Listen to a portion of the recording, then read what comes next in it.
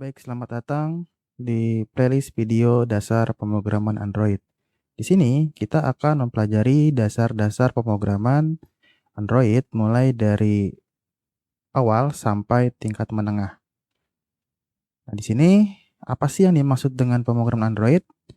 Jadi, pemrograman Android itu merupakan bagaimana cara membuat perintah atau membuat program kepada Android ya tentunya atau sistem operasi Android yang dapat dijalankan oleh ponsel maupun perangkat yang menggunakan sistem operasi Android. Nah, pasti teman-teman sudah tidak asing lagi ya yang namanya Android ini. Jadi Android ini merupakan sistem operasi yang biasanya tertanam di dalam smartphone atau ponsel. Nah, teman-teman pasti sudah familiar ya dengan adanya Play Store. Nah, Play Store itu merupakan tempat di mana kita bisa mendistribusikan aplikasi Android yang sebelumnya telah kita program menggunakan bahasa pemrograman tertentu ya. Sekarang ini banyak bahasa pemrograman yang dapat membangun suatu program atau software Android seperti Java, C++, kemudian Kotlin dan lain-lain. Lalu di sini kita bisa melihat arsitektur yang ada pada sistem operasi Android. Nah, yang paling bawah ini disebut kernel ya atau inti dari sistem operasi. Android ini mengambil kernel dari sistem operasi Linux ya, di mana pada lapisan bawah ini kita bisa melihat bahwa pada Linux kernel ini terdapat beberapa perangkat keras atau hardware seperti display driver, Bluetooth driver, kamera driver, flash memory, sampai ke manajemen power. Kemudian pada lapisan atasnya, di sini juga ada yang namanya library atau pustaka seperti Surface, Media Framework, WebKit, SSL, OpenGL untuk display, SQLite untuk database, dan di sampingnya juga ada runtime atau inti dari sistem operasi Android yang di dalamnya terdapat inti dari library dan Dalvik Virtual Machine. Selanjutnya di atasnya ada juga framework aplikasi yang di dalamnya terdapat manager activity, kemudian manager window, content provider, kemudian telepon, manager, research, location manager. Nah, pada application framework ini biasanya ini berjalan di belakang atau background proses. Kita tidak bisa melihat langsung ya makhluk ini karena application framework ini bekerja tanpa kita ketahui dan hanya kita rasakan saja ya hasilnya. Sedangkan yang berinteraksi dengan user dinamakan lapisan application dan widget ya, di mana ada terdapat tombol home.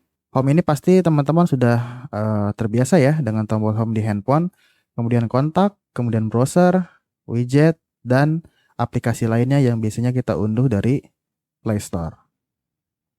Baik, di sini kita akan mendapatkan dua pilihan untuk memprogram Android. Pertama ada Android Developer Tools, yang kedua ada Android Studio. Nah, di sini kita akan menjelaskan masing-masing kelebihan dan kekurangan dari dua tools ini. Yang pertama kita akan bahas yang namanya Android Developer Tools. Jadi, Android Developer Tools ini merupakan sebuah tools atau perkakas ya yang digunakan untuk membangun aplikasi Android. Yang di dalamnya terdapat IDE. Yang di dalamnya terdapat IDE atau Integrated Development Tools atau text editor. Kemudian ada yang namanya SDK dan emulator. Dan semuanya itu dibungkus menjadi satu.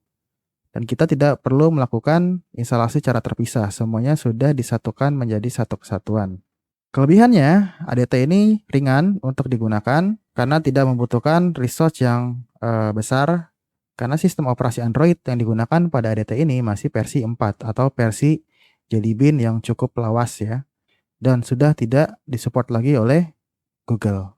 Kemudian kita akan membahas Android Studio. Nah, kelebihan Android Studio ini salah satunya adalah dia didukung penuh oleh Google, di mana kita bisa mendownload secara langsung di situs resmi dari Android Studio atau Android Developer. Hanya saja kekurangannya Android Studio ini cukup berat atau cukup memakan resource yang tinggi ya, Jadi kita harus mempersiapkan perangkat komputer atau laptop yang memiliki spesifikasi yang tinggi. Nah, biasanya di situs resminya terdapat sistem requirement-nya, misalnya dengan RAM 4 GB, kemudian dengan sistem operasi yang terbaru dan prosesor yang cukup ya, seperti Core i3 ke atas. Nah, tetapi pada nyatanya Android Studio ini tidak maksimal jika dijalankan dengan menggunakan RAM 4 GB. Sebaiknya kita menggunakan RAM 8 GB ke atas untuk menggunakan Android Studio ini. Lalu apa yang membuat Android Studio ini berat? Salah satunya adalah emulatornya. Karena emulatornya menggunakan sistem operasi yang terkini.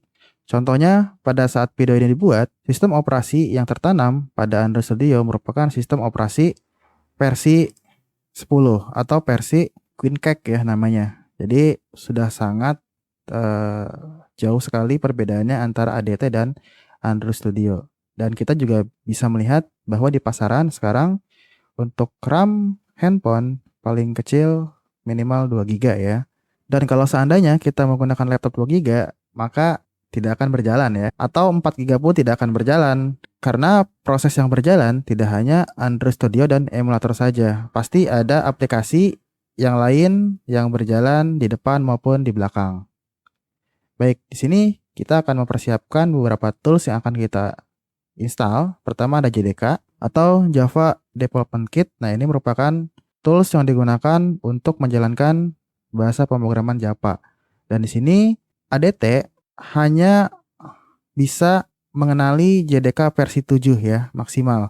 Jadi untuk versi 8 dan ke atasnya, maka ADT ini tidak akan bisa mengenali. Oleh sebab itu, kita akan menginstal JDK versi 7 atau 1.7.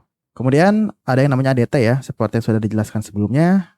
Di dalamnya terdapat IDE, Eclipse, kemudian ada SDK atau Software Development Kit dan emulator.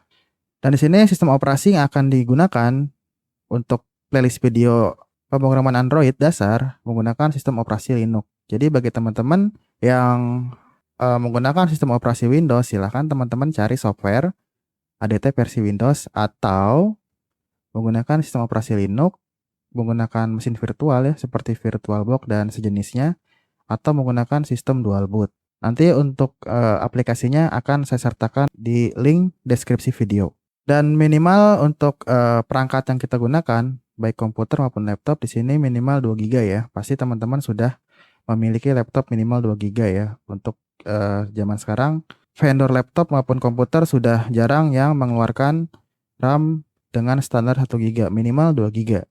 Kemudian di sini untuk prosesornya menggunakan Intel dual core ya untuk keluarga Intel ataupun AMD yang sejenis ya pada Intel dual core ini. Selanjutnya, bahasan yang harus kita kuasai salah satunya adalah Java Basic, karena tentu saja kita akan memprogram Android ini menggunakan bahasa Java, dan kita juga akan sangat dibantu jika sudah memahami konsep Object Oriented Programming atau OOP. Selain itu, kita juga akan menggunakan Java Generic dan Java Collection. Mungkin untuk Java Generic dan Java Collection mungkin akan dipelajari sambil berjalan saja ya. Baik, segitu saja ya pengenalan singkatnya. Nanti akan lanjutkan pada video selanjutnya. Terima kasih.